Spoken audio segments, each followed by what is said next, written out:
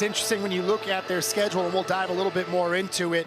The record 3-2-4, but it's in conference that matters for a team like Florida Gulf Coast, and it currently sit at 2-0-2 in the A-Sun. Underway here in Chapel Hill is the Tar Heels and the Eagles battle on a beautiful Tuesday. Temperatures expected to be in the 70s throughout the game, maybe drop down into the high 60s. Vast difference from about a month ago where we were taking hydration breaks during games. The weather here is beautiful. They couldn't ask for a better night to play, and it's so nice because you feel like you can run forever. Interesting note as well for Carolina. Edwards back in, but also making his first start this season, Ernest Bawa, who's been a key contributor off the bench and a starter in the past for the Tar Heels. Ernest Bawa brings a burst of energy, especially when he comes off the bench, and I think he's done a wonderful job coming on the field and competing for minutes, and credit to him for getting the start. Look at Bawa, now a senior out of Ghana. Does have a goal this season for the Tar Heels. Florida Gulf Coast has possession for the first time. They'll look to build. Not something that's going to be easy against a very stingy North Carolina defense. Tar Heels giving up just 0.7 goals a game, but the Eagles with an opportunity here, an early corner kick.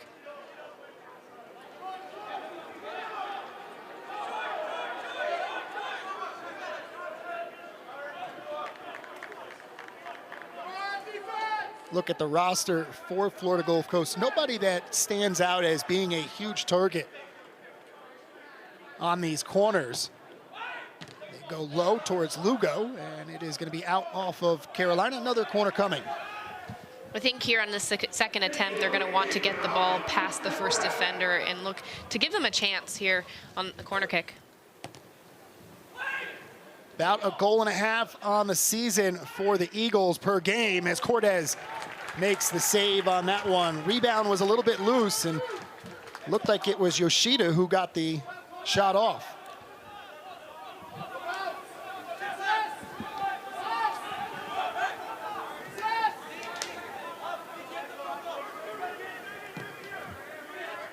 Tar Heels 5-1-4 overall on the season. 1-1-3 in ACC play, and that lone loss was actually in their last time out, a 1-0 loss to Syracuse, the defending national champions. And we talked about it in the open, the parity, the amount of talent that is in the ACC. Any given night, any team can beat anybody else. It shows that you have to show up, and you need to have an organized team that knows what your game plan is and commits to supporting each other in offense and in defense.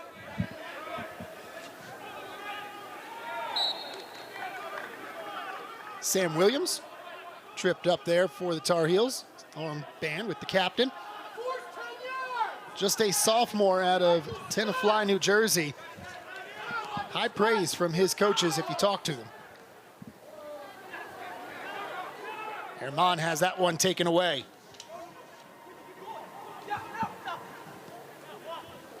And the offside flag going to be up. Trying to get that one through for Gustavo Ferreira. The grad transfer from San Francisco State. Just a little bit quick, though. Here the Eagles look to get in behind, but it's just a little bit of a mistiming on the run in behind, and they're offside.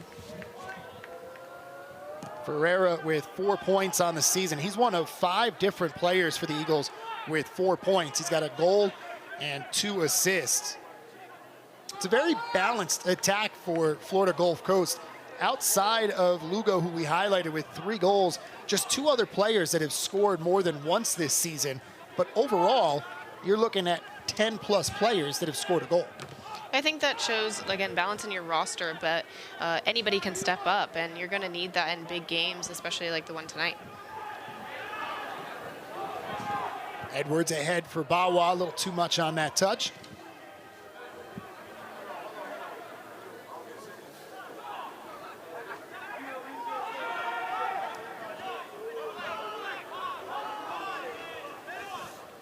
Hammond, the senior, going to slow things up out of Lauderhill, Florida.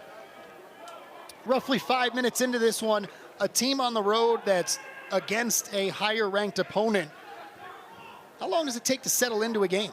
I think they want to come out strong and start fast. I think they need to take some risks here early on because you want to create chances around the box. I think they did a good job creating 2 corner kick opportunities, but if they can continue to build on that energy, establish possession, and exploit gaps in the final third, then they'll be in good shape. Cortez plays it back in for the Tar Heels.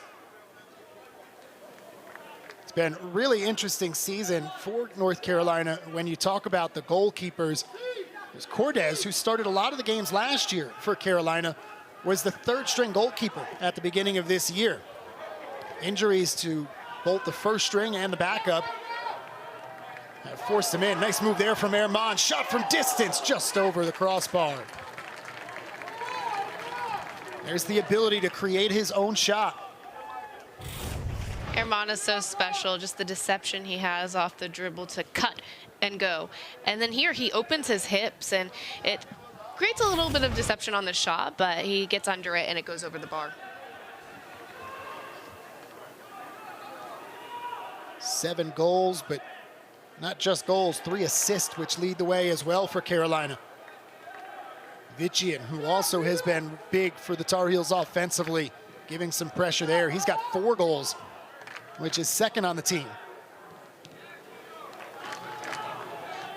It's a different dynamic in college sports today, where North Carolina struggled to score the ball last year. You don't have to rely on a freshman or somebody that's on the roster that following year. You can go out and get a player like Erman and Vichian and all of a sudden have immediate veteran impacts. It's kind of like a shopping catalog for college coaches. I don't know that I've ever heard it that way, but I like it. That's good. You know, Coach Milano has added some star power to his front line in Erman and Vichian, and they've been proved to be a dynamic duo up top. There's Bawa, top of the 18. Too many white jerseys as that one is taken away. You know, I think it's been interesting over the last couple of years to see how coaches have settled in and gotten used to the transfer portal. I think maybe in the beginning it was, let's just go get a bunch of talent and not really getting the pieces that fit with your team. You're seeing that more now. Yeah, and I think for a program like Carolina, they lose a lot of players to the MLS, for example. Like, players are going pro earlier, so you need to fill the gaps within your roster, and a great way to do that is through the transfer portal, because it allows you to find players with that experience in other conferences who want to get involved and play in a team like the ACC.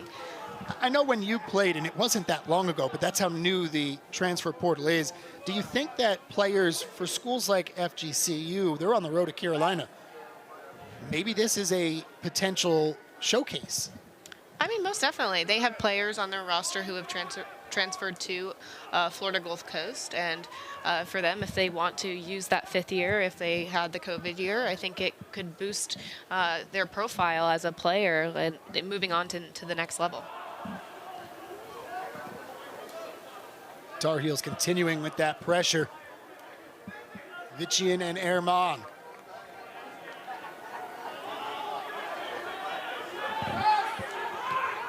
Flicked down by Ferrara, very quickly gathered by Carolina. And this is something that is a staple of Carlos Samuano's teams, possession. They really like to have the ball at their feet, and I guess that's the best defense. It makes the opposition shift a lot defensively, and I think it tires them out over the course of the game, because what you're trying to do is distribute the ball where you're probing, where it draws people out, and then when there's space in behind, that's when you move. So it's possession with a purpose, and I think the Tar Heels do a very good job with that. How important is it for the Eagles, once they have possession, to keep it themselves, not just for the opportunity to score, but maybe to give that defense a little breather, like you said? You know, when you're working so hard defensively, you want to connect that first pass. And often when the ball is lost, that's where the numbers are. And you want to evade pressure by changing the point, getting into your attacking shape, creating space, and having some interchange, because that's the way they're going to unbalance UNC's defense. Now the pressure here causing problems for the Eagles. The turnover deep in their own zone. It'll be a throw-in for North Carolina. Just about 10 minutes into this one.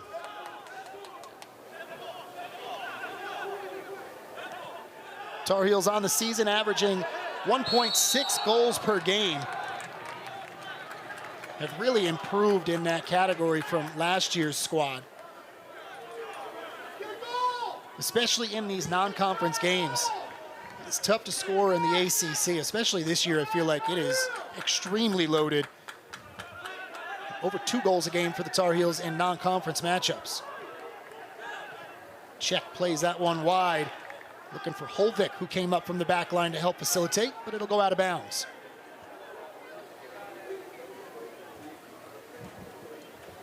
Junior out of Elmhurst.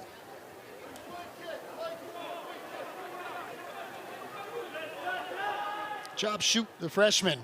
One of a lot of freshmen for this Florida Gulf Coast team. Roster majority made up by underclassmen.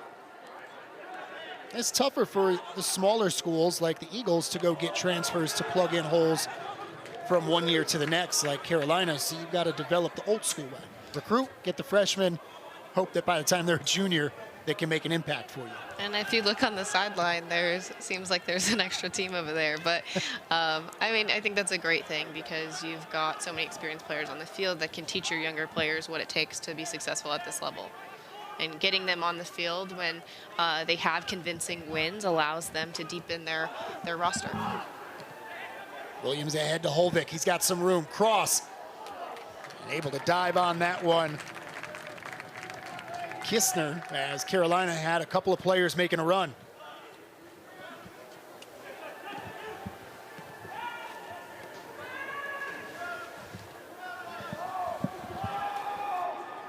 Last couple of minutes, Florida Gulf Coast really has had some problems clearing and getting this one out of their attacking third with all that pressure North Carolina is applying.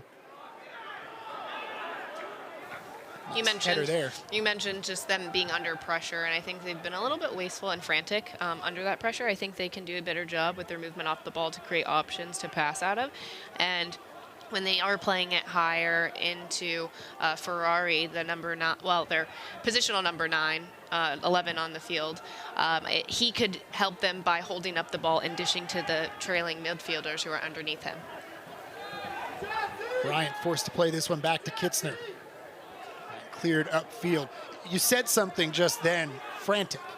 The defense seems like they're frantic at times, and you playing at Carolina under Anson Dorrance, who is known for that pressure, pushing all the time, that's the goal, right? To get the other team frantic. You want to get their heads down and force them into a turnover, and when you do that and you apply that pressure, it makes it so difficult to get out of. But you know, Carolina is doing a good job with their regains. When they do lose it, it's that 5 seconds, that immediate burst of energy to go win it back. Vitchian battle held up there. Going to actually go against him. Thought that he had a case for a whistle going against Florida Gulf Coast. Bonnie Hammond. Here, I think he does a good job using his body, and it looks like they're tangled with their arms. I expected it to go the other way, but... As Lucas Windshower that he was tangled up with.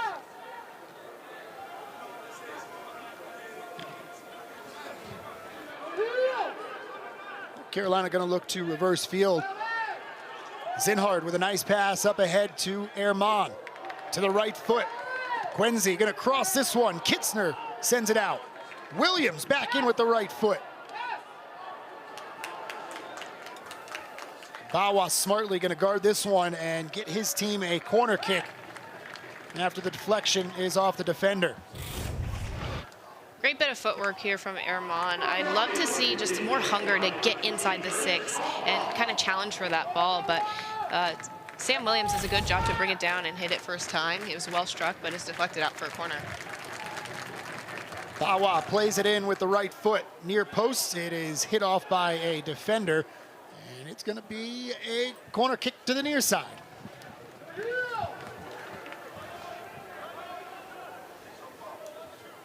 Bawa from the left, it'll be Erman from the right.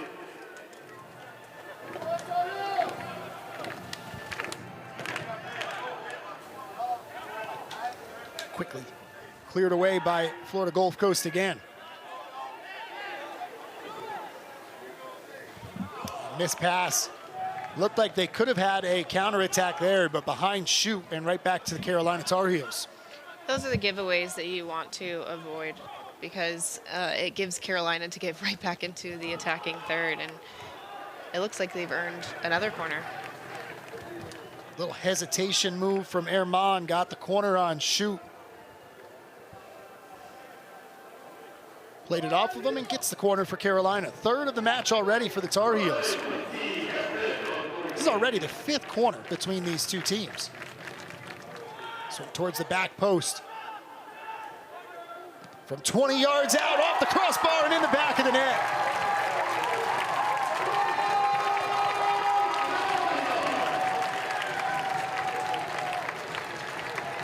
Parker O'Farrell, the sophomore out of Raleigh.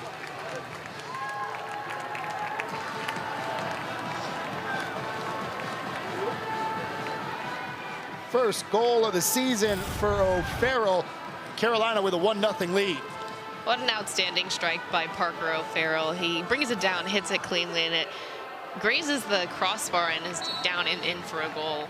Just the way he's developed over the course of the season, you can see his confidence grow, and it seems that Coach Zamwano and the rest of the staff has really put a ton of trust in him over the course of the season. Getting his 7th start in Carolina's 10th game, so not in every game starter, in and out of that starting 11.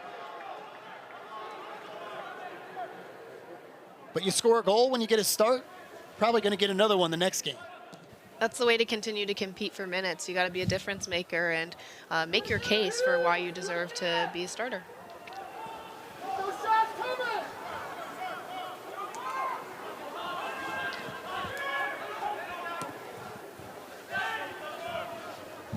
Eagles looking to get some pressure on Carolina. It's been a while since they've been down on this side of the field. Shoot looking to make a move. And some good defense there from Zinhart. Excuse me, that was Holvik. The transfer out of Elon.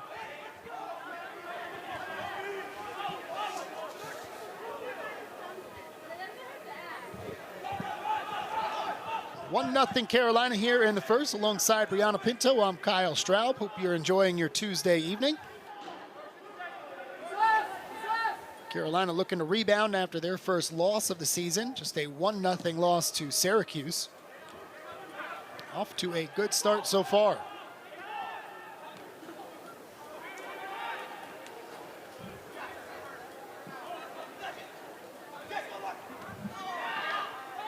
Ramirez won that one out of the air. Again, some miscommunication between Florida Gulf Coast, and you can see a little bit of frustration from Shoot. To be fair, I think this challenge was unintentional.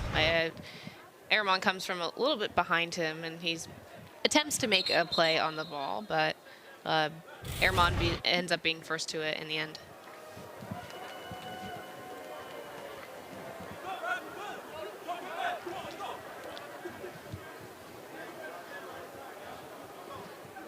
I think here for the Eagles, now that they've conceded, it's really critical for them to establish a rhythm here in the game, because we're just about halfway through the first half, and if they can create some possession, they're going to build their confidence throughout the rest of the half. Working small passes near side, Shoot and Hammond.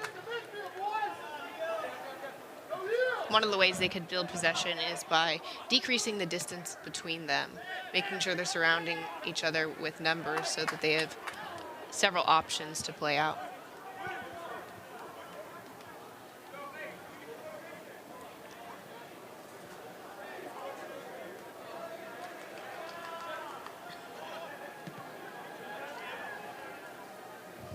Check just waiting there for that throw in. Immediately sends it right back out. Same thing. Rowan. Shoot. Trying to get it to Hammond. Vichian steps in front. Erman into the middle of the field. Ahead for Bawa. Bawa goes down in the box. It's sent out by Kinster.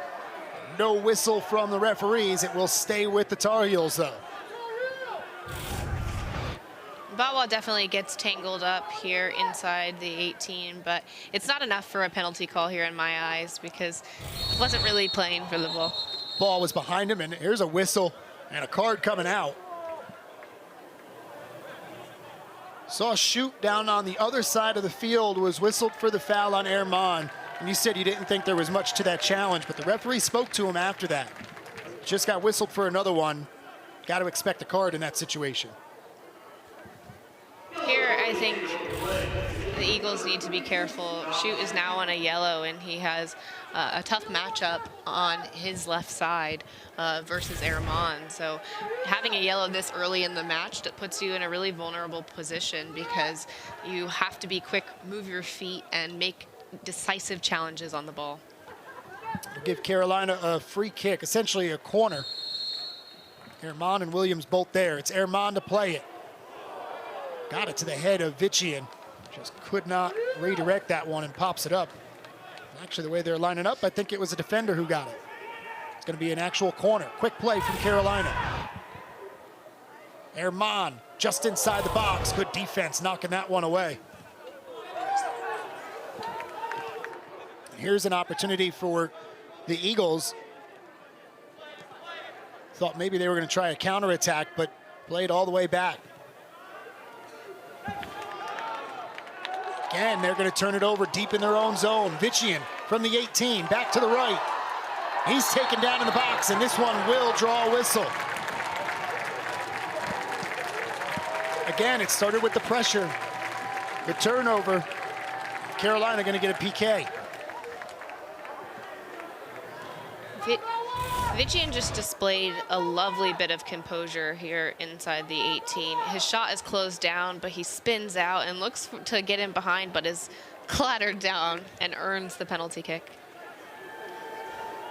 Jonathan Bryant, the defender, whistled on the foul there.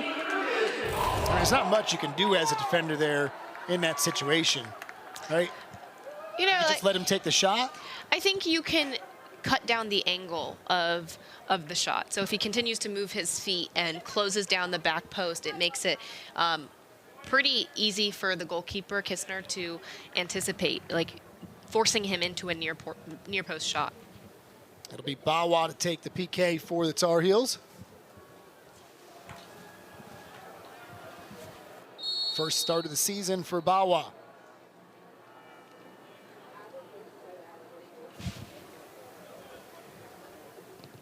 And he nets it. Make it 2-0 Carolina.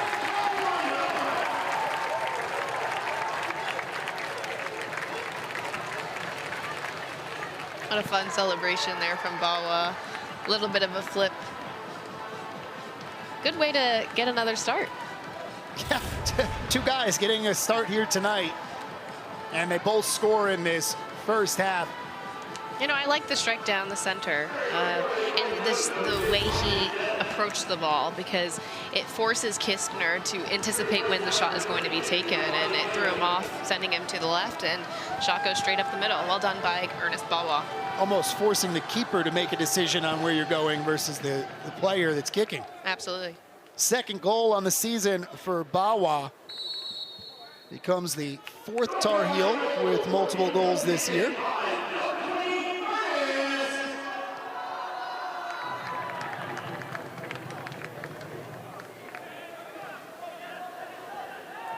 For the senior, his 8th goal in his Carolina career, which started back in 2021.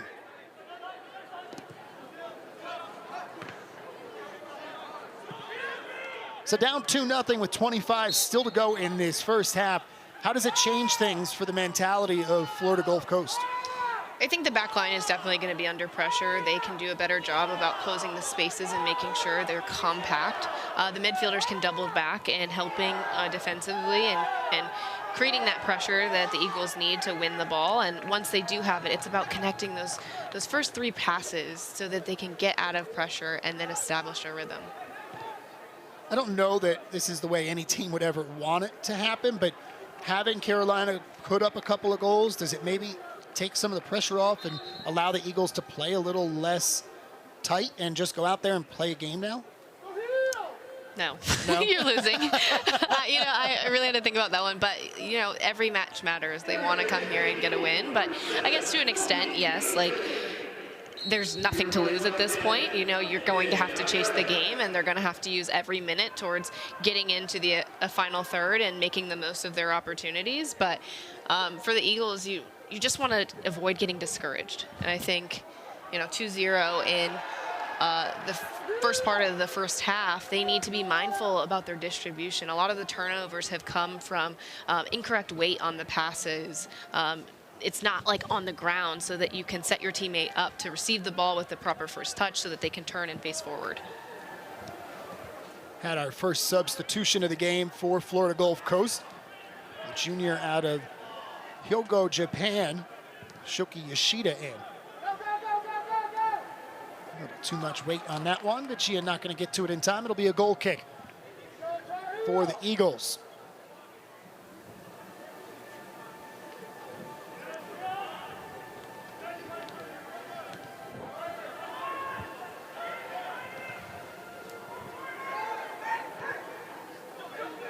Second time these two programs have matched up on the soccer field. Another one back in 2016. It was in the NCAA tournament, second round to be precise, and it took overtime. Carolina eventually 3-2 winners.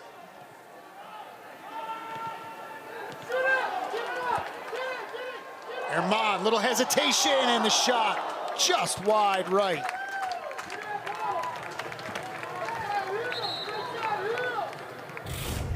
Herman knew exactly what he was looking for. The hesitation and the cut allows him to get over the face of the goal and drive it back to the near post. As he approaches over the face of the goal, it makes Kistner step to his right, and driving it back to the near post has momentum working against the goalkeeper.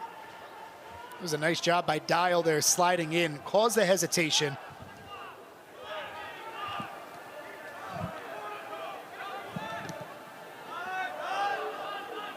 Eagles send it up to midfield, where Carolina will quickly gather it in.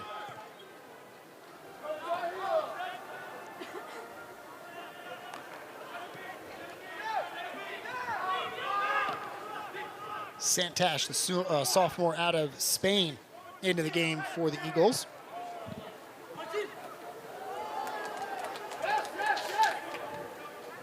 Also had Linus Dial check in not too long ago. Still the starting 11 for Carlos Samuano's squad out there, although I do see a couple of blue jerseys starting to stretch and get ready to come in. Edwards back from about a month-long injury, getting his first start. We saw him against Syracuse for 78 minutes. That's a big-time player to get back if you're looking at it from North Carolina's standpoint.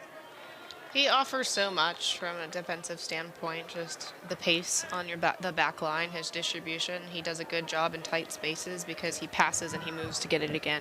He kind of plays like a midfielder, and one of the things that's special about this Carolina team is all of their players are playmakers. They know how to work together in fluidity and move off the ball and kind of fill the shape that they're set out to play with. Bercedo and El Kwak into the game for the Tar Heels. Kwak third on the team in goals scored this season, and Bercedo, somebody who has been in and out of the starting lineup himself a lot of this season.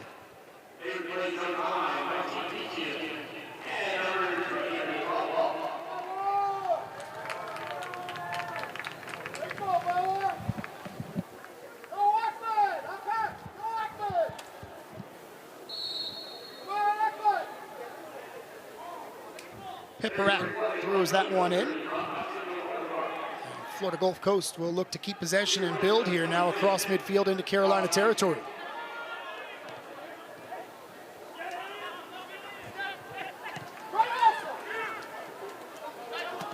Sato in a foot race. Good job shielding him by the bigger Bryant.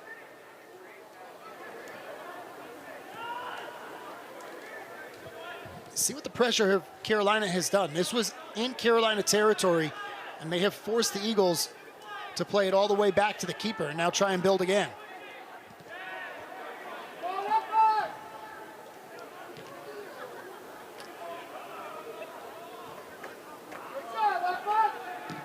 Edwards looking for the long pass, trying to go over the top for Herman. Bursato giving chase. You can see the fresh legs of Bursato and El Kwak out there, just a little bit quicker than everybody else.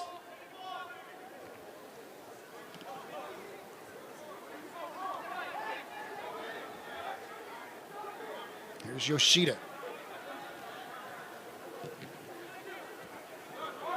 Tried to play the give and go. Carolina takes possession back though. Nice job by O'Farrell. One of the 2 goal scorers for Carolina. O'Farrell got the Tar Heels on the board. Bawa with goal number 2. Shot from about 25 out over the crossbar. That was Luis Lugo. You know, I'm not mad at the shot attempt. This is only their second shot in the half, one on frame, but they need to get more activity going in the final third and figure out how to get numbers so that they can have more quality chances in front of net.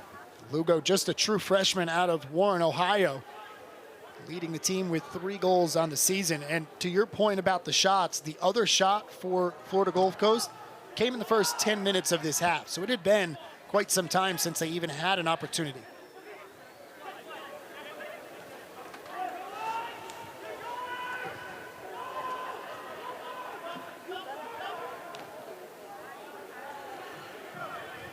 Out of bounds, back to the Tar Heels.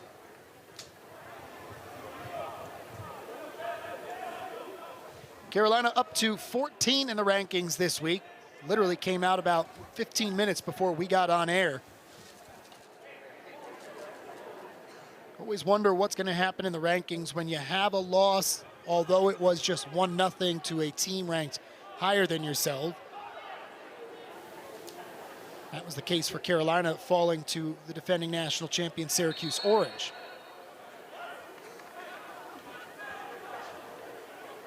Battle and the whistle going to go against Dre. And arguing with the referee, he's going to get a yellow card. See, I think those are avoidable mistakes because now you have 2 members of your team on yellow cards. Shoot has been subbed recently, but for Dre, you don't want to pick that up because you're in a constant battle with the Carolina midfielders who have done a good job dictating play.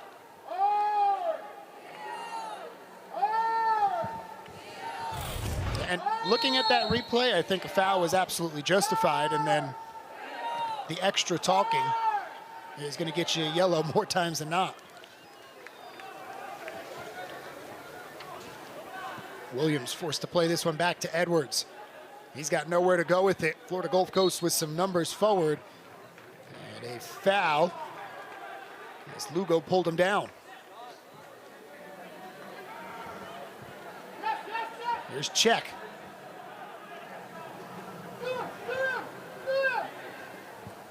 Now Kwak leaves it back off for Czech, trying to cross that one, and he will get a corner. 5th of the game upcoming for the Tar Heels.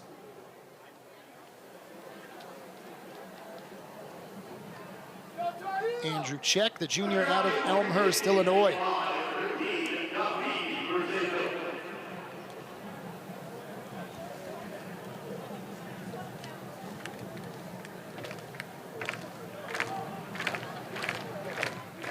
Bursato plays it short.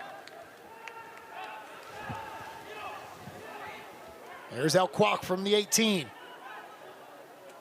Looking to get loose, couldn't get through 3 white jerseys, and it is at least temporarily cleared out.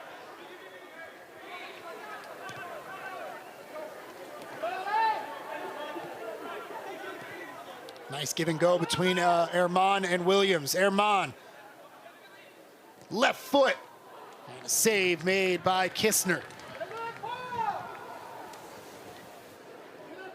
7th shot of the game for the Tar Heels already, who lead this one 2-0 thanks to a couple of new starters, O'Farrell and Bawa.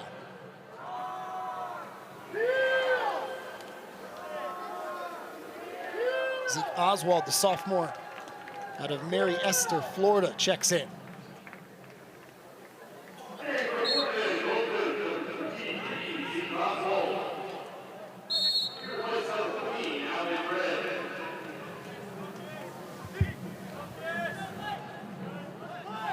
So far this year, Carolina 4-0-1 in non-conference matchups. Have outscored their opponents now 14-3 in their 5+ games.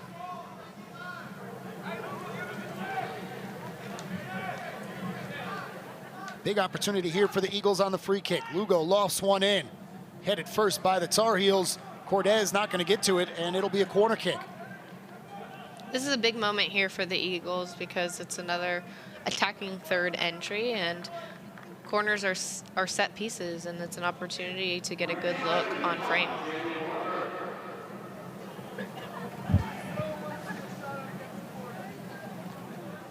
High floater. Cortez in a crowd goes up and grabs it. Come loose, but not before the whistle.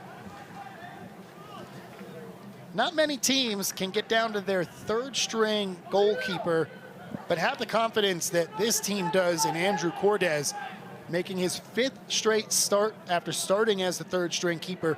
15 saves and 882 save percentage, which is best amongst the 3 that have seen time.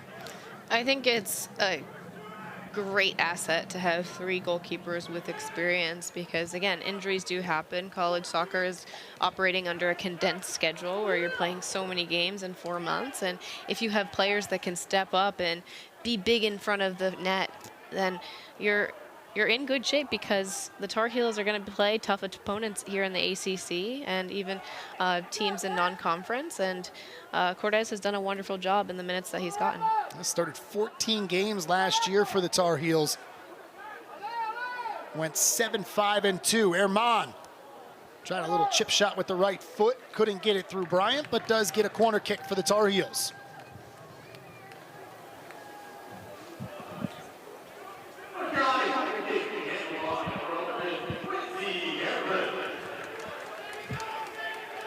Seventh corner kick, quickly started by the Tar Heels. Here's Williams. Holvik.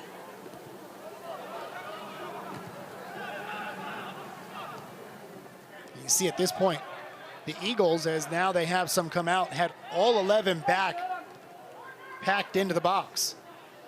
That corner kick was well defended by the Eagles. Carolina opted to go quick and play short, but they were not able to get some service off of the corner kick. And what's the thought process with playing that ball short versus playing it into the box off the corner?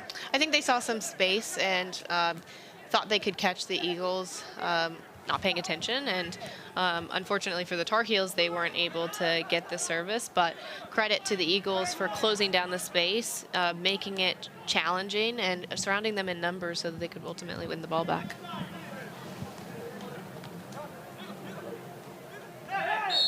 Herman tangled up with Lugo, and the whistle will go against Luis.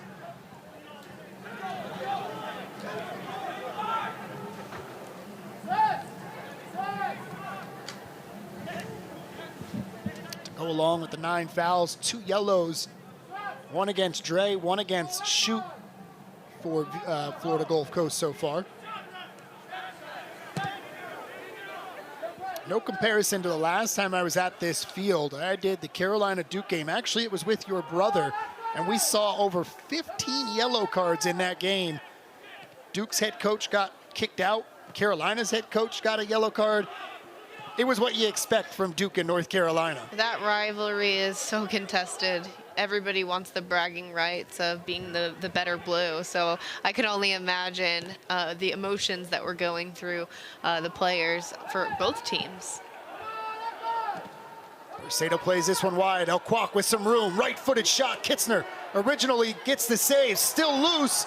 And the defense helps him out by clearing. Another great stop from the Eagles, just by surrounding the goalkeeper with numbers so that he had the assistance to clear the ball outside of their 18.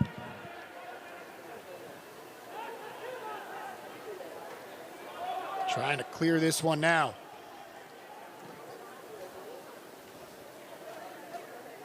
Yoshida settles. I want to go back to that Duke-Carolina matchup because your brother played at Duke, and he told me it was actually the last time Duke had won in Carolina that he remembered his last game as a Duke player against the Heels being here and you and the rest of the family were in town, and he said in the first like 10 minutes, they went down 2-0, and he thought to himself, oh man, with the family here, this could get bad quickly. They ended up winning that game 3-2. Do you remember this at all? I do remember this game, and that was actually the first time I willingly wore a Duke shirt. I was cheering for my brother. I wore it for my brother, but again, I'm a Tar Heel through and through, so you know, seeing them win that game hurt a little bit, but I was happy for Hassan. A split family with the Tar Heels and the Blue Devils at the dinner table. I'm sure that had some fun conversations. It's always a matchup we look forward to, especially during basketball season, because my brother has done the camp out for Duke basketball tickets and has been successful. And, you know, I followed Carolina basketball my entire life alongside my parents. So I think that's what makes it so special to be in this area, to have a rivalry of that caliber. How often do you find two top-notch schools 8 miles apart like that? Not often at all. Another substitution here for Florida Gulf Coast after Lugo let a shot go over the crossbar. But I think if you're Florida Gulf Coast, seeing him get a couple of shots off here in the last 10 minutes is encouraging after going down 2-0. You said you don't want to see them hanging their head. That's what you're looking for. I'd say they've answered with a little bit of a punch back themselves. Yeah, as they continue to grow into this game and get shots up, they'll find the confidence that they need to build on that, especially heading into the second half. But I'd say for the Eagles, they definitely want to crank up the energy here in these last 8.5 minutes, because if they can have a momentum shift, that's going to be critical, because 2-0 at half is a difficult score line to maintain. On all the teams that I've been in, we always talk about 2-0 at half. The next goal is the critical one. So if the Eagles find that first goal, momentum is in their favor. But for Carolina, the third goal would put this game out of reach. It's a great way of thinking about it, and really rings true. 2-0 is nice, but not too comfortable though. 3-0, a little bit different.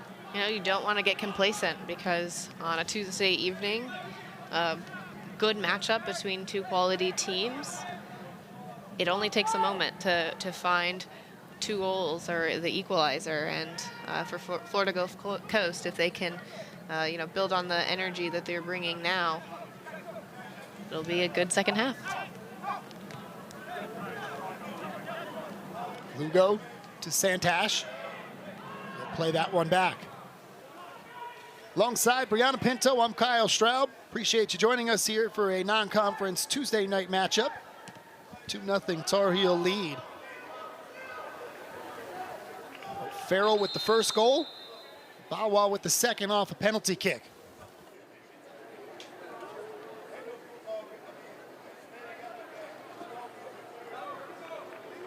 Williams going to go off for Charles for the Tar Heels.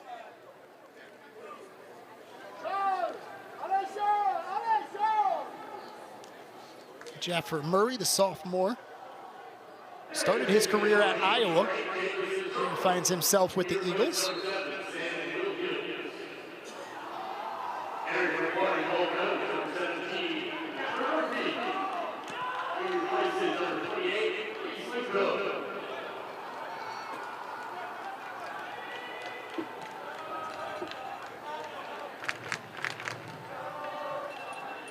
Seven shots in the match for the Tar Heels, 3 for Florida Gulf Coast. It's been the type of shot, though, that is different. Tar Heels with 4 of those 7 on frame, just 1 for the Eagles.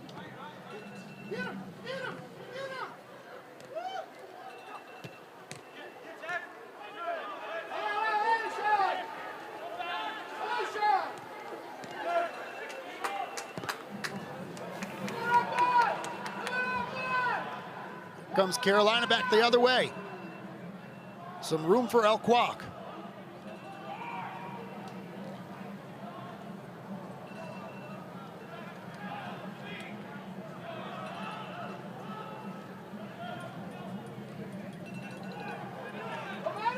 Edwards giving chase. Nice ball out to Mercado. Some room for him. And a corner for the Tar Heels. Nice work there from Carolina to go from midfield to a corner in 2 touches. I think it's very efficient ball distribution, and Carolina is on their 7th corner. But I think for them, the growth here is how can you convert? It's one thing to get corners. It's a whole nother ball game to put some pressure on and get a goal off of it. Herman to the back post, headed towards the goal, and just wide. That was Vitchian, I think. Nope. It was Charlie Harper, the sophomore. Charlie Harper offers a good bit of size, especially on set pieces. I think here he's a little bit off balance, and it causes the ball to go just past the back post. Harper listed at 6'2". Just one player that is taller than him, at least in the roster sheet.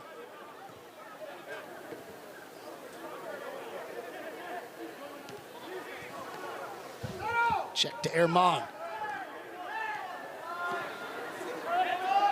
Good quick passing here from Carolina. Herman turns and finds some room. Was that one touched by O'Hayan? It was not. It'll be a goal kick. In that last sequence with Herman, you see Jamison Charles get on the ball, and I think one of the cool things about him that he adds to the midfield is just how quick he is and how efficient. He's a 1-2 touch player, and he always passes and moves and offers another option.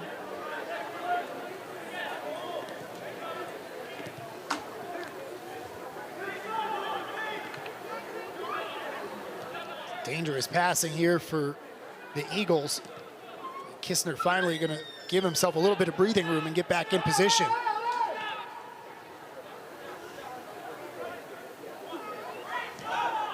It almost felt like, especially on that one there, Florida Gulf Coast looking for an opportunity, somebody to get the ball upfield, couldn't find anybody, and finally just said, all right, send it back to midfield and we'll reset the defense.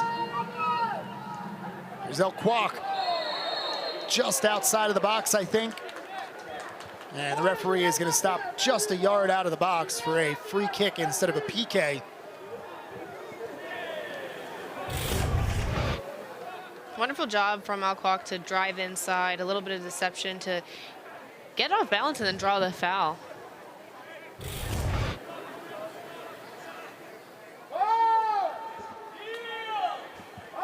Kwok coming off the bench this season for the Tar Heels.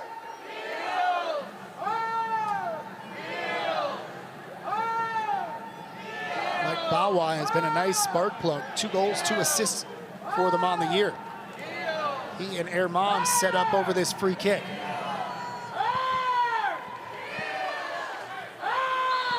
Looks like a 4-man wall for the Eagles.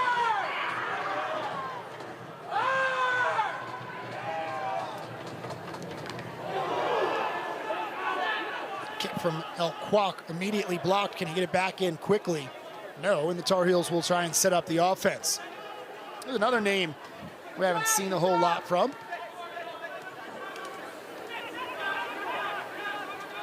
Edwards in his first start since injury, a guy who is right back but heavily involved in the offense, typically.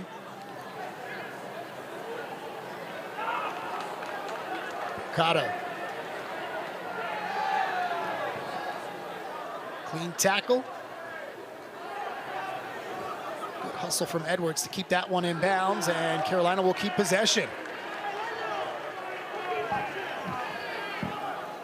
One of the reasons that he is looked at as such a big leader for this Carolina team, up 2-0, there's a minute and a half left, and he's diving to keep a ball in bounds. He has that tenacity that you need to win matches, because he's going to compete for every ball. He's going to make it difficult to get by them. It's either going to be the ball or the player, but not both. And I think Matt Edwards is a true competitor in every sense of the word. Holfick coming up from the back to throw this one in for the Tar Heels.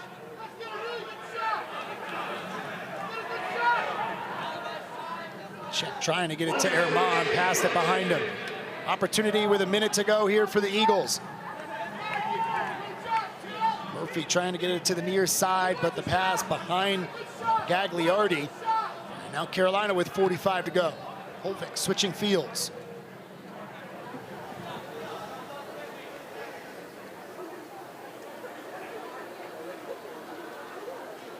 Morover on the throw-in.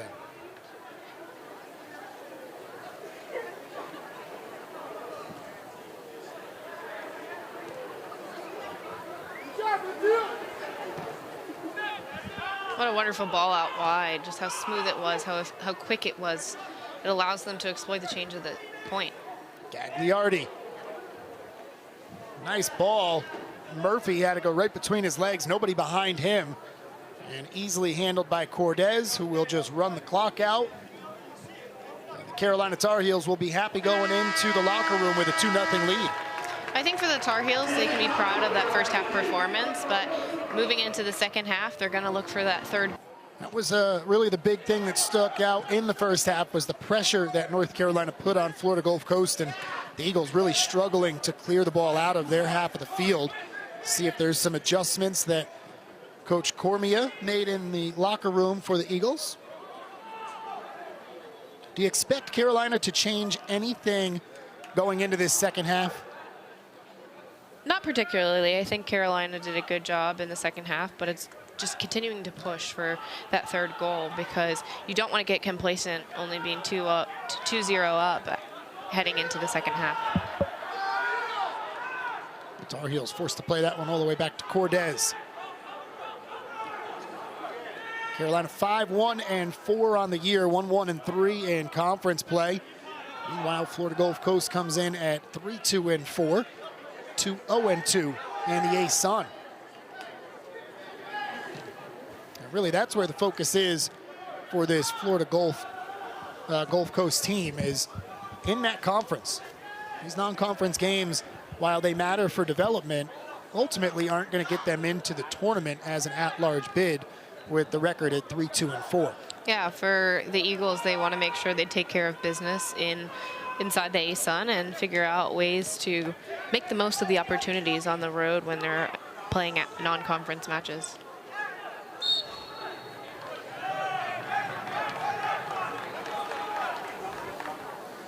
Andrew Check, the junior, a little bit shaken up. Called his name quite a bit in the first half. Heavily involved once again for the Tar Heels. Edwards plays it ahead. O'Farrell, the goal scorer in the first half. Back to Edwards. Nice touch there from Vichian.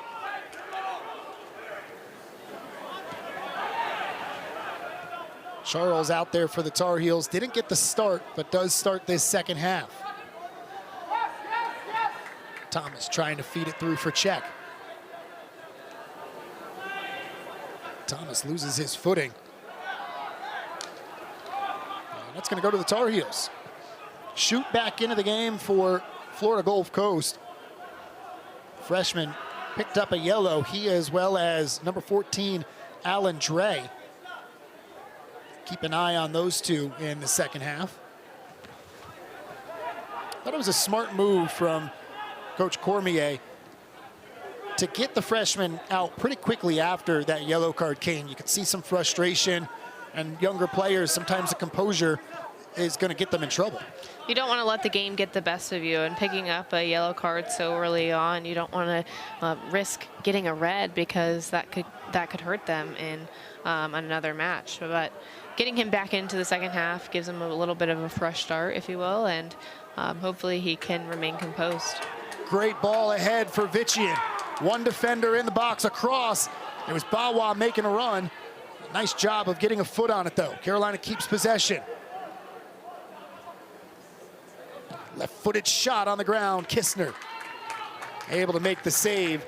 That was Juan Cafaro, the junior out of Argentina, with the shot for the Tar Heels.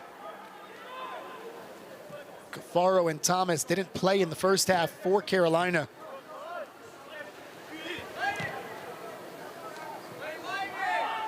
Wondered if Carlos would go any deeper into the bench than a typical game.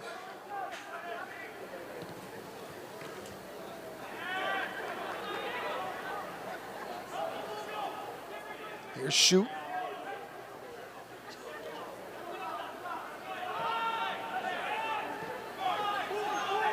Eagles going to reverse field. They come near side. Hayna.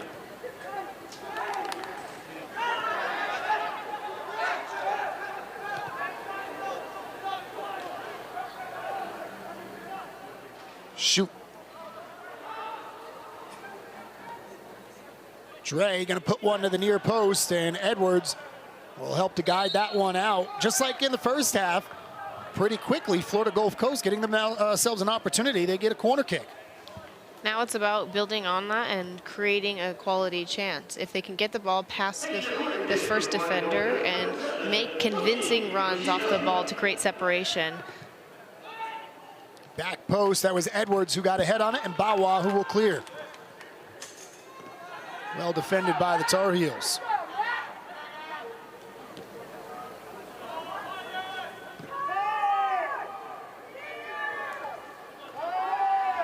Ball flicked on. Eagles creating a couple of opportunities for themselves here in this second half. Got to be excited and happy with what you're seeing if you're an Eagles fan. Another corner coming. Zinhard forced to play that one out. Lugo making a run right behind him.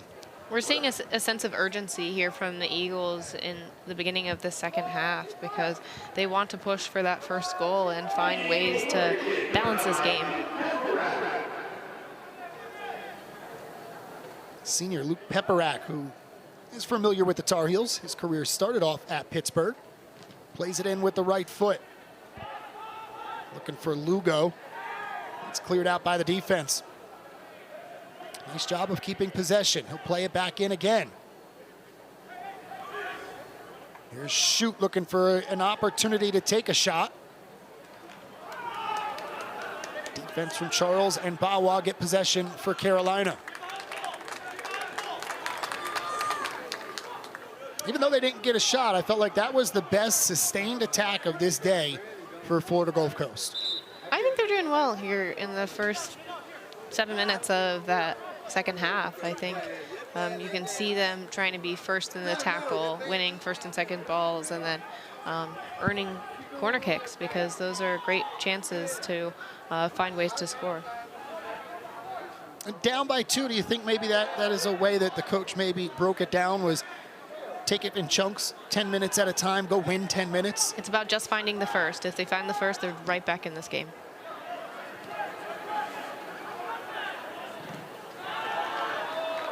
Some good pressure from the Eagles as Carolina looks to get through the midfield.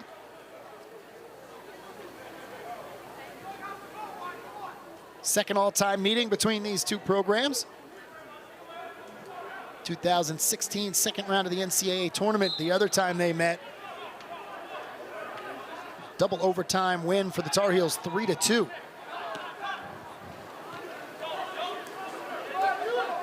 There's Bawa, goal in the first half for him. Crosses this one. It's off of a defender. It'll stay inbounds.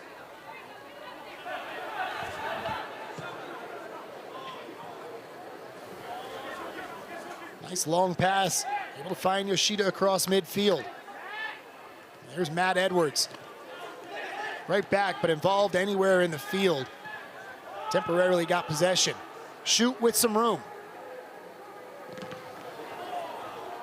Second shot attempt, just saved by Cortez. Dial thought he had a goal going far post, but Cortez with a hand save pushes it aside. This is a great bit of sustained pressure from the Eagles, and Dial hits it so well. He gets on the top half and gets over it, and the ball's able to stay low, forcing a save from Cortez. He does a great job to get low and parry that out for a corner. It also looked like O'Farrell got a toe on it, which almost made it more difficult for Cortez. There's another one off the crossbar, second header, saved. Somehow didn't get all the way across the goal. Florida Gulf Coast irate. They thought they had a goal. Instead, Cortez and the defense come up with a couple of saves. I'm honestly shocked. I thought that was for sure in.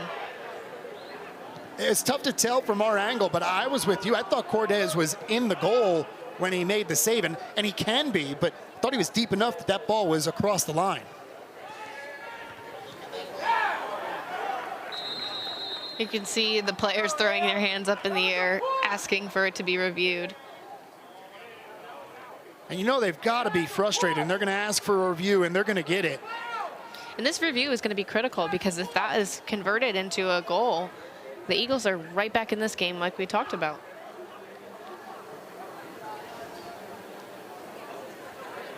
The referee will get the two head coaches together just to explain what they're going to look at as we take another look here. Initial save off the crossbar. Thomas was there, Cortez is there. And I think that's a goal right there. That looks like a goal. I think this one's going to get overturned. The angle is tough, yeah, right there. Right there, it I looks think like that's over. Yeah, the bounce, you can see that it crossed the line. This is probably going to be our best look.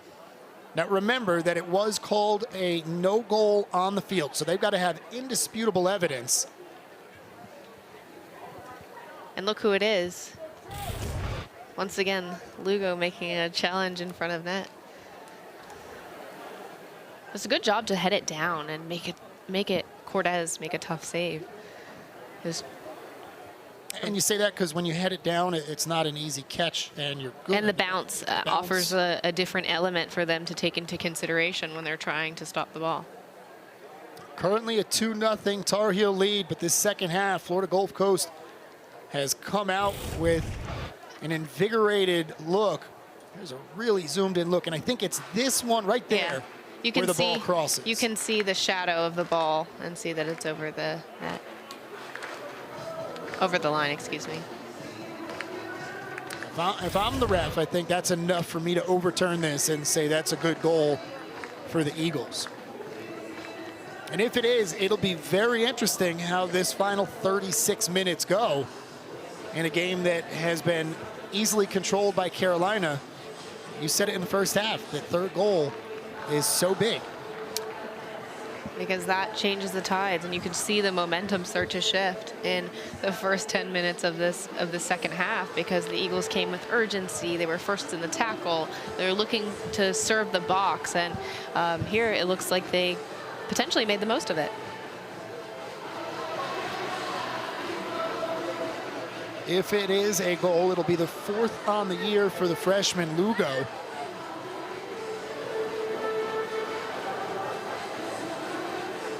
It'll continue the trend of new starters. Just the fourth start this season for the freshman. That's a great way to come into a team and make a case for yourself.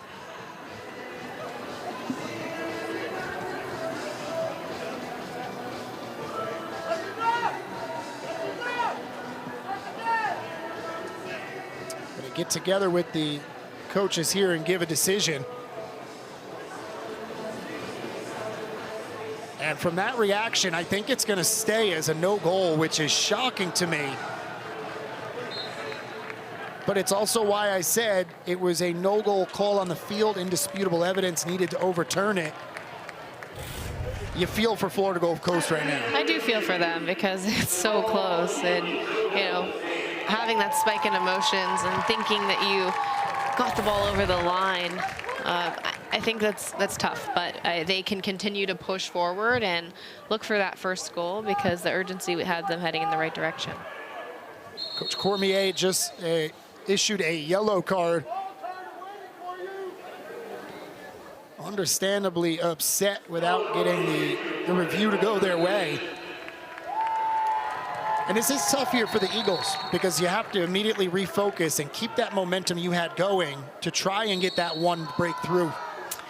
The other thing I'd mention is that now the referee is going to have to manage this game, because I can imagine there's going to be a little bit of chippiness in these next few minutes, because the Eagles feel like they were missed out on an opportunity at a goal, and Carolina is a little bit on edge.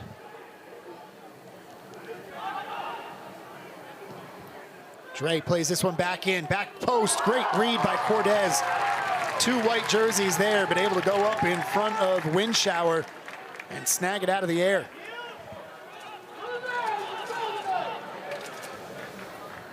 All of a sudden, Florida Gulf Coast with 8 shots in the game.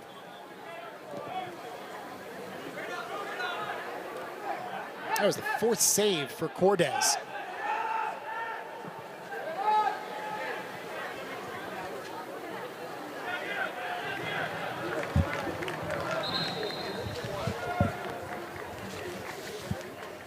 Three subs coming on for the Tar Heels as Erman, El Kwak, and Sam Williams.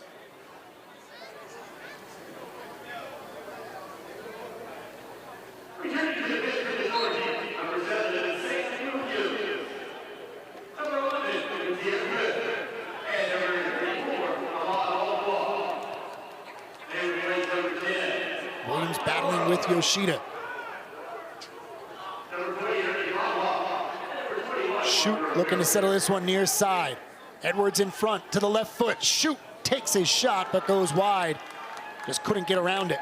It was a good look to drive inside, a little bit of deception on his step overs, and as he goes inside, he's looking to bend the ball into the back post.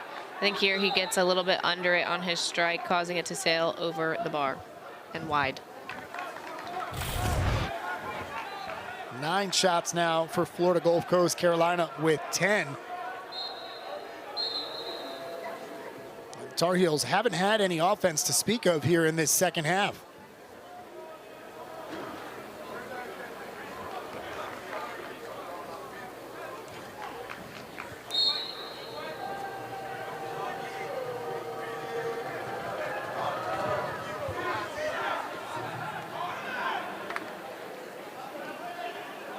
Done by Vician.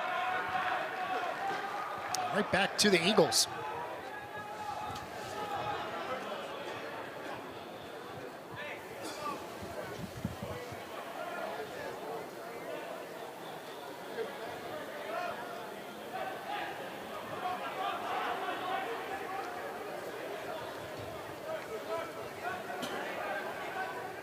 Eagles season got off to a little bit of a slow start for them, 0-2-2, but since then have been unbeaten in their last 5. And I would say in the first half, it looked like that 0-2-2 Eagles team we saw. The second half looks like the unbeaten in their last 5 out there competing with Carolina.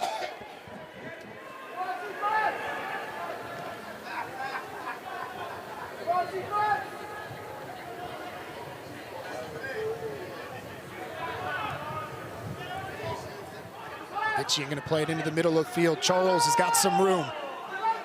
Ahead for El Kwak. El Kwak to the left foot, tried to cross with Vician making a run.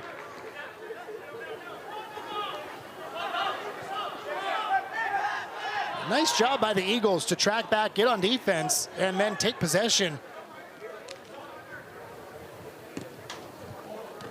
O'Hayon did a good job just to read that play, see where El Kwak was trying to go, and then make his tackle so that he could win the ball. And then he does a good job connecting that first pass so that they can ultimately get out of it. Yoshida across midfield.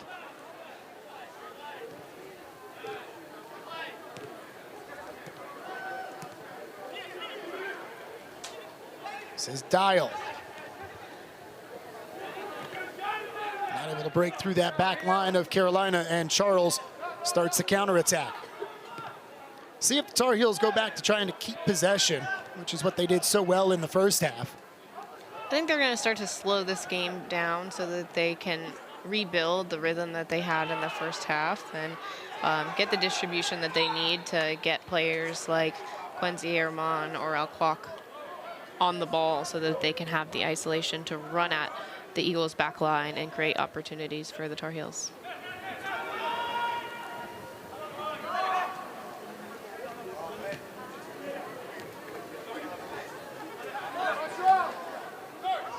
Peparak and Dre back and forth.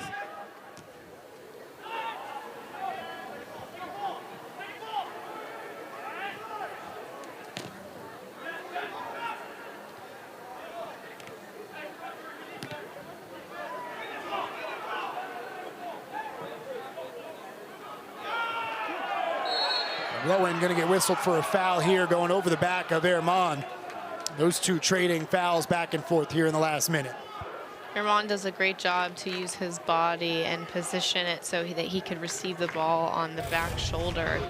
And here it looks like he has the ball, but the Eagles defender goes over his shoulder and it makes an attempt to head it and is ultimately makes a foul. Quick restart. Here's Check. Couldn't have that first touch settle. Herman. Thomas gonna cross it.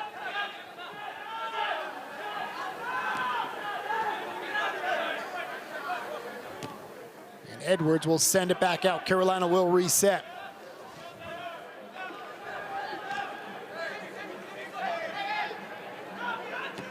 A lot of room for Williams. Plays it out wide, near side for El Kwok. Charles and El Kwok, and the shot off the left foot. It's going to go out of bounds.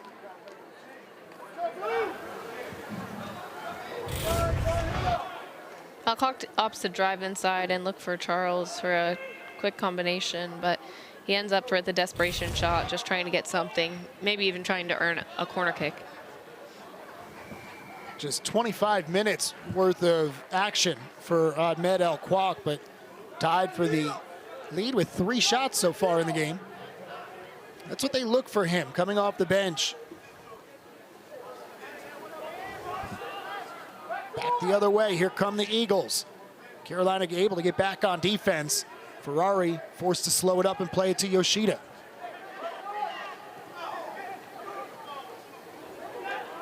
Lugo taken down and loses possession.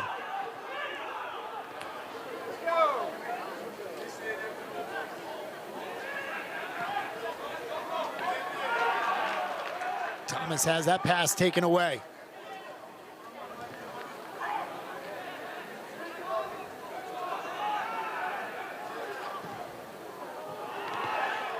And a goal kick coming for the Tar Heels. 28 minutes, just over that remaining here in this one. A 2-0 North Carolina lead. Both goals for the Tar Heels coming in the first half. O'Farrell with the first, Bawa with the second. The story, though, is the no goal here in the second half. It looked, at least to us on the replay, like Lugo scored a goal for Florida Gulf Coast. About 10 minutes into this half, review said it was not. Ended up a yellow card for the coach because they were not happy about it for Florida Gulf Coast. And instead of 2-1, still 2-0 in favor of the home team. Being down 2 goals as an offense, when does that urgency tick up with the clock in this second half? I think you saw it right at the start of the second half, and they did a good job creating a flurry of chances. It started to slow down a little bit, maybe as fatigue sets in. But if they can try to start pushing right about now to maybe even getting in some substitutions so they have fresh legs, that will help them build back that momentum that they had at the start of the second half.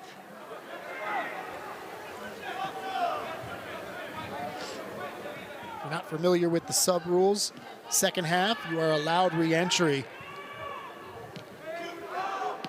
You see some of the deeper teams across the country using that to their advantage to keep those starting forwards with some fresh legs.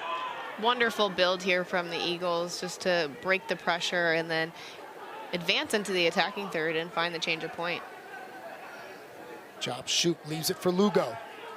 Lugo looking for some help. Here's Dial. An offside flag up. Luke Pepperack, the senior out of Pittsburgh, caught in behind that Tar Heel defense. The passing for Florida Gulf Coast in this second half, night and day from the first half. They look a lot more calm. They are, I think, being a lot more thoughtful with the distribution, just the kinds of passes they're playing to the correct foot with the correct weight so that their teammate can receive it and do well with it. I think it's about making your teammates look good, set them up for success, and that the way you pass the ball allows them to make the best play. Shoot from distance.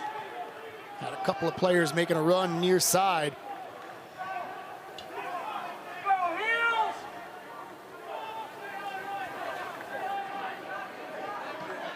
Promising young freshman for Florida Gulf Coast.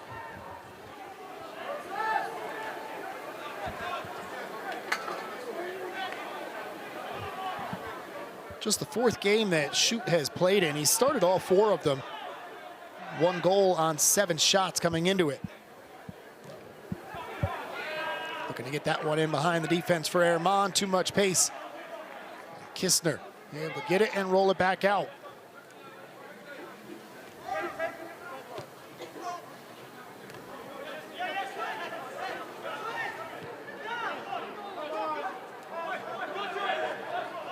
Herman with good hustle gets that one, and an offside flag is up.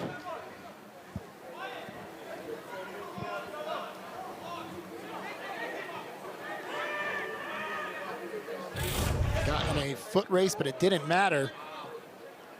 Started behind the line.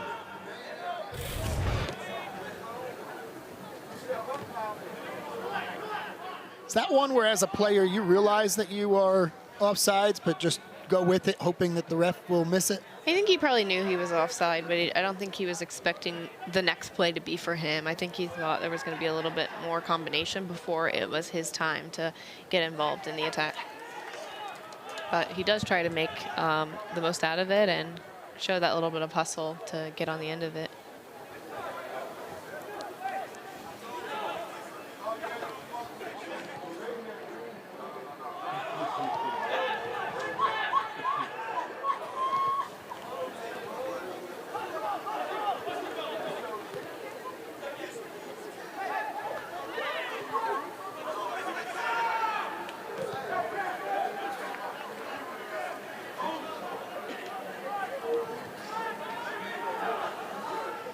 Cordes gets it out far side, but Tar Heels turn it right back over, and now it's some pressure from Florida Gulf Coast that's causing issues for the Tar Heels. Nice job of settling that one. Charles sends it to the far side for Herman. Battling over there with Rowan, and he's going to be whistled for the foul. Go ahead and take another look at this one in case you weren't with us, or even if you were, you decide for yourself. Referees took a look at it, said no goal during live action, as well as from replay review. We had a couple different looks at it, and Lugo was definitely disappointed because he did so well to head it down and in the corner and just give them a chance. The yellow on the coach afterwards. That's one where I think as a player, you want to see that. You like to see that because it shows the coach fighting for you. Nice ball for El Kwak. He's got Vitchian with him. To the right foot, El Kwak sails that one well out of bounds.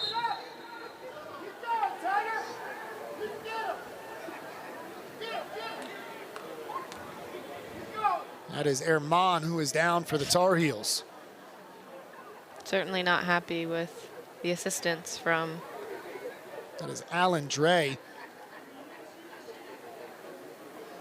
Trying to give a hand to Herman. Dre, who did pick up a yellow card in that first half. Maybe trying to just make sure everybody is okay. Hey, don't come looking at me. Don't give me another yellow. I think it's a little bit of politicking with the ref. Certainly been there when you're trying to make up for, questionable tackles earlier in the game. Tar Heels trying to force a turnover.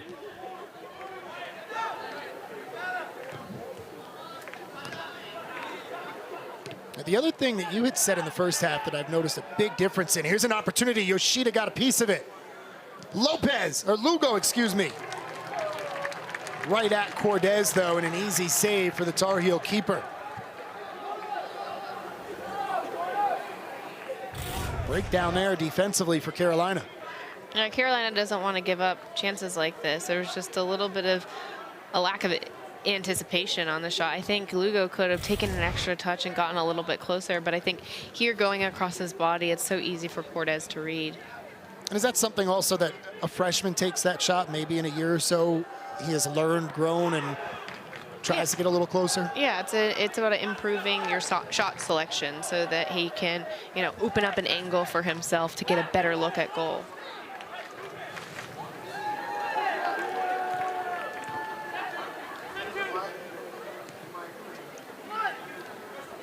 Kwok called his name a lot here in this second half. Miscommunication with Vichian, and the pass is behind him.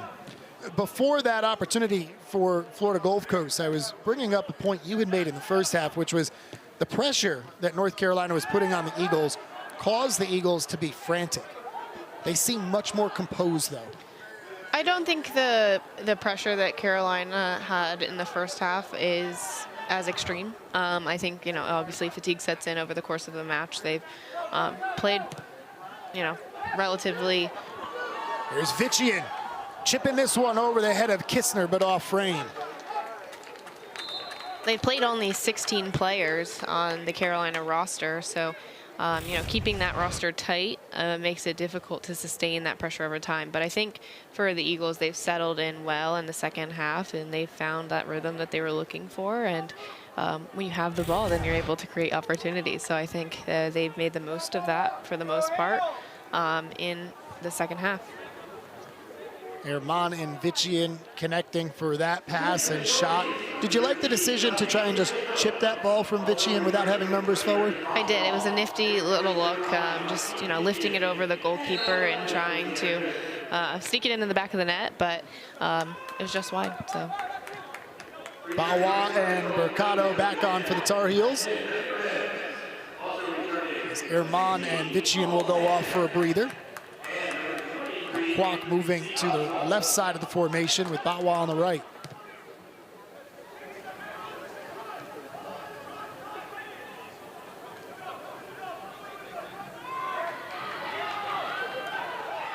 Shoot, able to take that one away from Al Kwok. Is then fouled, keeps possession.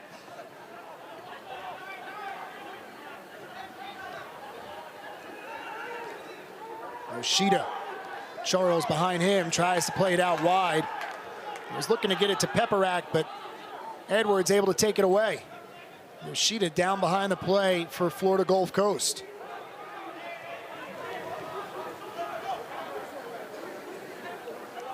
The junior's slow to get up for the Eagles. Carolina slowly working through the midfield, though, and will give that one away.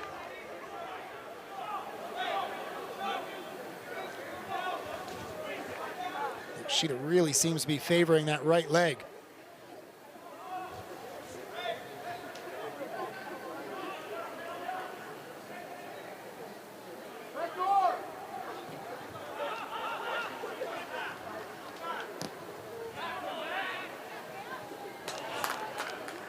Well done by Matt Edwards to anticipate that long ball, get first to it by heading it to himself.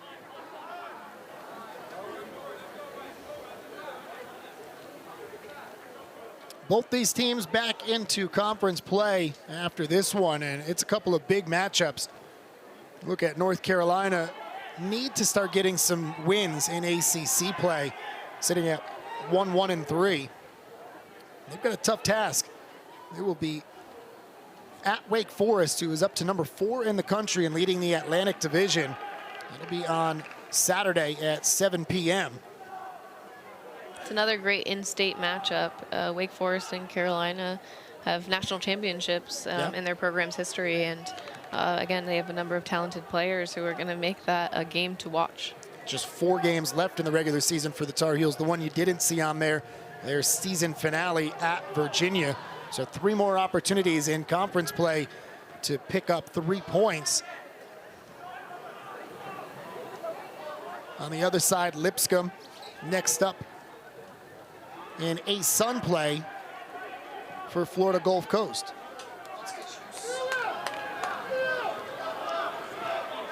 There's Bawa. Bawa trying to make a run. Ohana. Good defense, able to take it off the foot of one of the 2 Carolina goal scorers here today.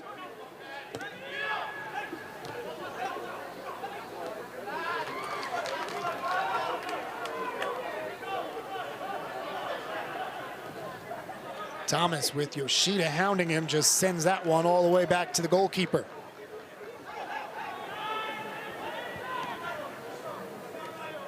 Lipscomb, Central Arkansas, and Queens University of Charlotte, the 3 ASUN games that Florida Gulf Coast still has left on their schedule. And they're in a pretty good spot in their conference, sitting at 2-0-2. Pick up a couple more wins, get yourself a nice high seat for that conference tournament. If they can play the way they've played in the second half and figure out how to be clinical in front of the net, then they'll put themselves in good contention for the ASUN. Rainier McKenzie, the sophomore out of Bartow, Florida, checks in for the first time. He'll replace Luke Pepperack.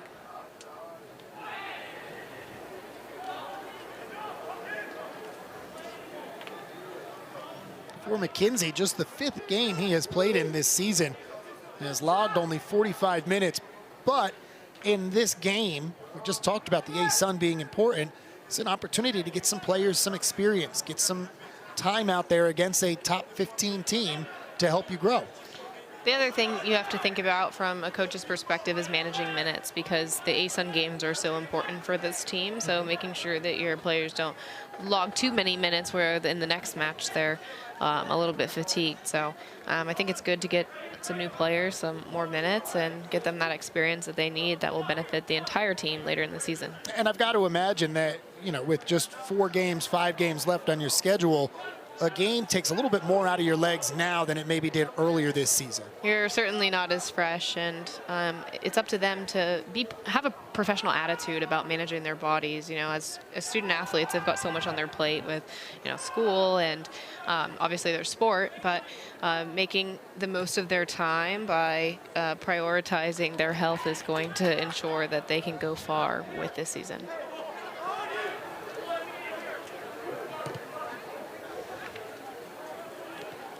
Dre played that one ahead for Santash. A couple of defenders there for the Tar Heels. Edwards just clearing that one out, giving the defense a breather. McKenzie battling with Charles, and McKenzie whistled for the foul.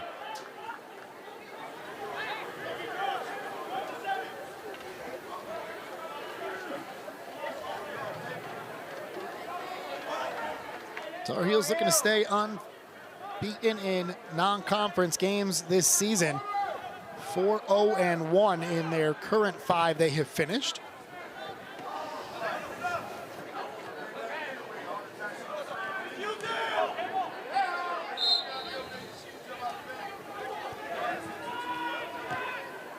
Look a little deeper. ASUN programs that Carolina has played all time, they've never lost to one. 8-0-1. One win against Florida Gulf Coast back in 2016. They're 5-0-1 against Jacksonville, 2-0 against Stetson.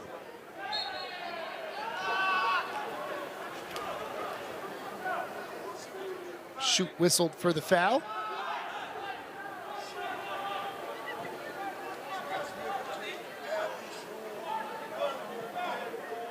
Quack to Williams.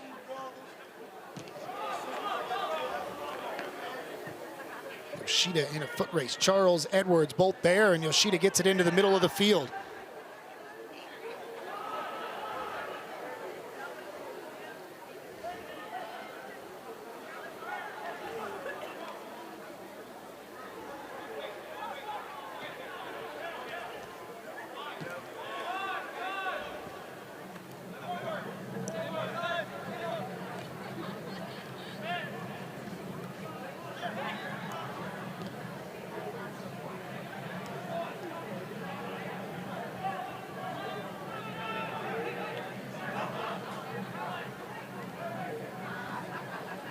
Charles with a good tackle there.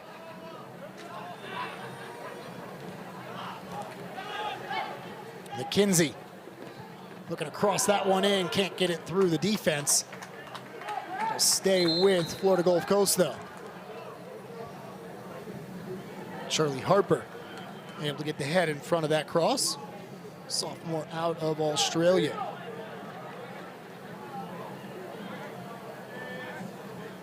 O'Farrell back on for North Carolina.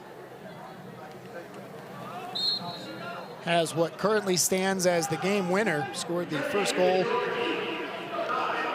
off a corner for the Tar Heels in the first half.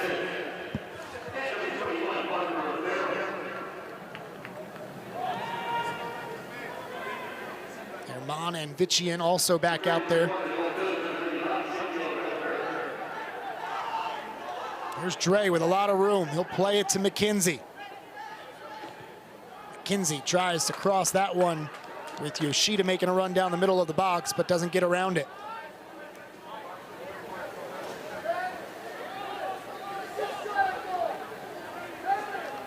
Sophomore out of Florida. Getting some good minutes here against the Tar Heels. Just his 5th game played this year.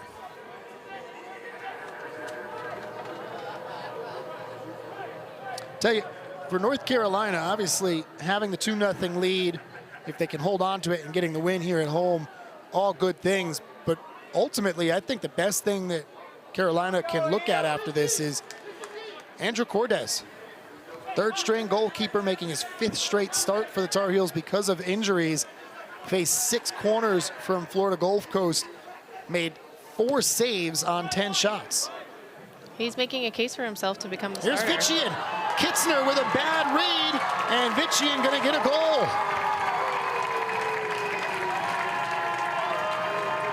Might be the easiest one he'll have all season, and it puts Carolina up 3-0. Kistner is going to want that one back because he tries to come outside the box and receive the ball at his feet, but he sees Vichian charging forward, and he does such a good job to just anticipate the flight of this ball and continue on with the pressure because he's able to tap it into the goal. 5th on the season for the transfer out of Harvard. That is 2nd most on this Tar Heel team, in Carolina with that all-important 3rd goal. We thought it was going to be Florida Gulf Coast about 20 minutes ago. Instead, it ends up being Carolina getting it and going up 3-0. And I think 3-0 is very different from 2-0 because I was going to say in the last 10 minutes they needed to start to finalize that end game strategy just to squeeze any hope that's left out of the game for the Eagles. But now that they're up 3, they can continue to push forward if they'd like and push for even more goals. And for Coach Simwano, if he'd like to deepen his roster and get some other players minutes in these last 8 minutes, it's going to be huge because the decisions are in their hands. Vichian tried to play that one wide for O'Farrell, taken away by the Eagles. You can have a mistake or a moment of brilliance at 3-0 and not have it become a game all of a sudden. Not the case at 2-0. Bawa battling near side.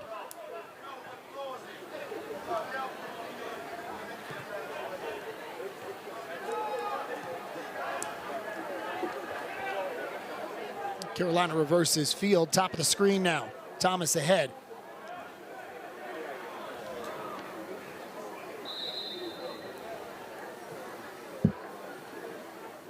There comes a sub for the Tar Heels. Cardenas into the game.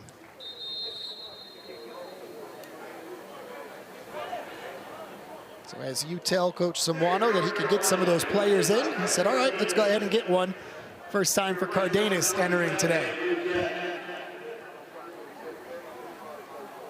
I think the cool thing about the Tar Heels midfield is they've got so many combinations of midfielders that work so well together. Sam Williams has definitely been a staple in that midfield, and now we've seen Parker O'Farrell step into that role nicely.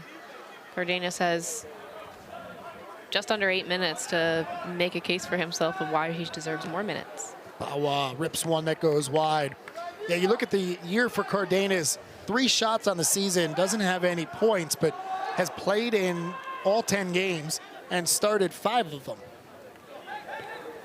So to your point, that plethora of midfielders and combinations, it almost seems like they've got so many that they can try and continue to play with combinations to see which ones fit best. Here's Vician. If I'm Cardenas, the only thing on my mind is, one, how can we see out this game? But two, can I get on the score sheet? Can I find an assist? How can I impact this game even in limited minutes? Farrell soars that one over the crossbar, was looking for Vician making a run at the top of the screen.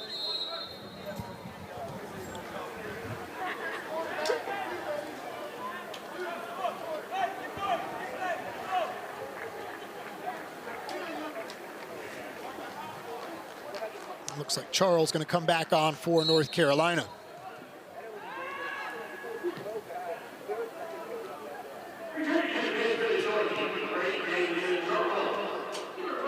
Jaffer Murphy, sophomore out of Iowa, replaces Yoshida.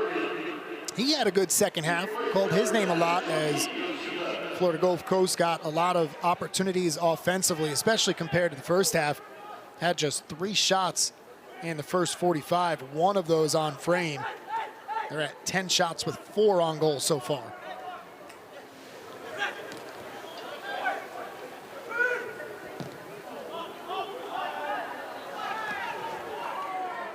Dre not taking any risks, just boots that one out. Here's Vician, just a little too much on that from Herman. Great look though from Quenzi.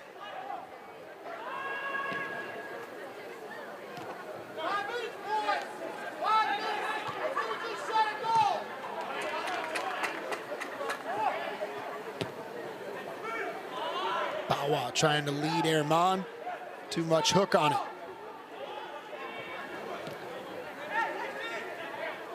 You can definitely see some heavy legs out there, a lot more standing around, especially from the Eagles, and understandably so. Under siege in the first half and put out so much effort here in the beginning of the second half.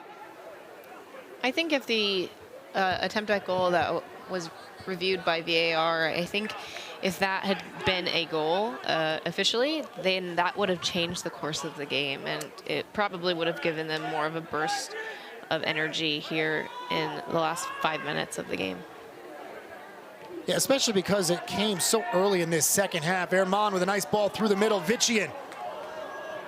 2 defenders there. Give it away, and Vician almost gets an easy one again. You can't have those slip-ups between your backline members. They got to be on the same page about what the plan is. I think here's a missed pass, and it gives Vician a chance to try and have a shot on goal, but he ends up earning a corner kick due to the deflection. It'll be the first corner kick of the game in the second half for the Tar Heels. They had 7 in the first half.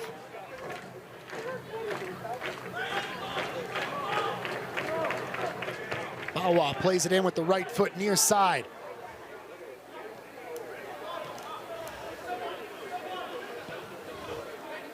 Herman has the first touch, get away from him. Harper battling, wins it back.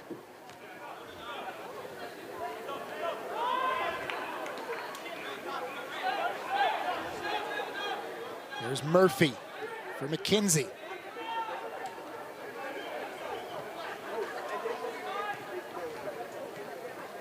Coming up from the back line is Ohea. Bawa will go down. Carolina gets possession back.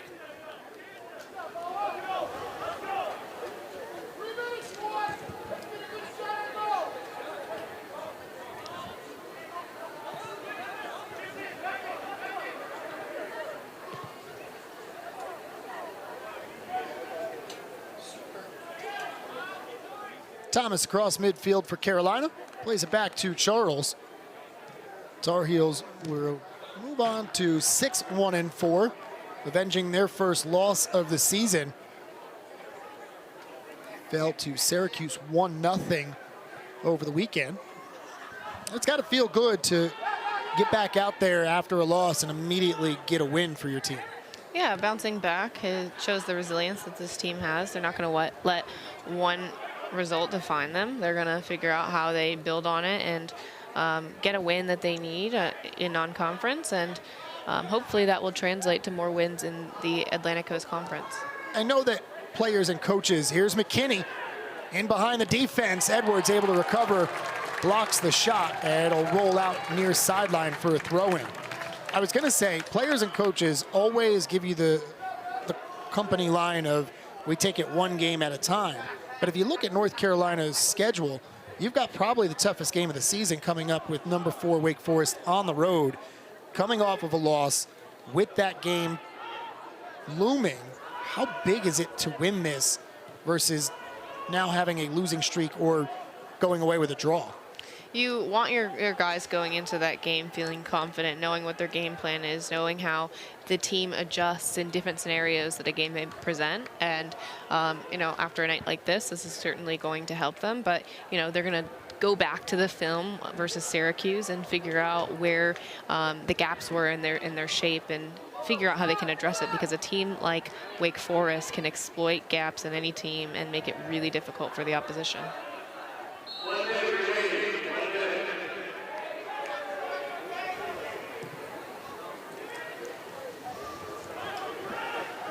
Eagles trying to get that one over the top at this point, just looking for an opportunity to get a good shot on frame and hopefully break through and not get shut out.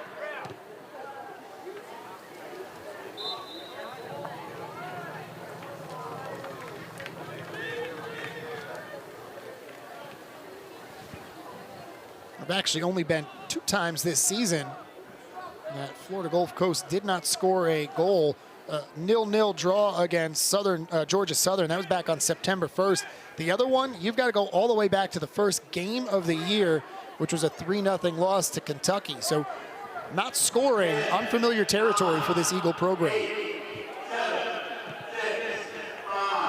Cordes will boot that one out of bounds, and that will run the clock down. Tar Heels, winners 3-0 here on a Tuesday evening. That's a very convincing result.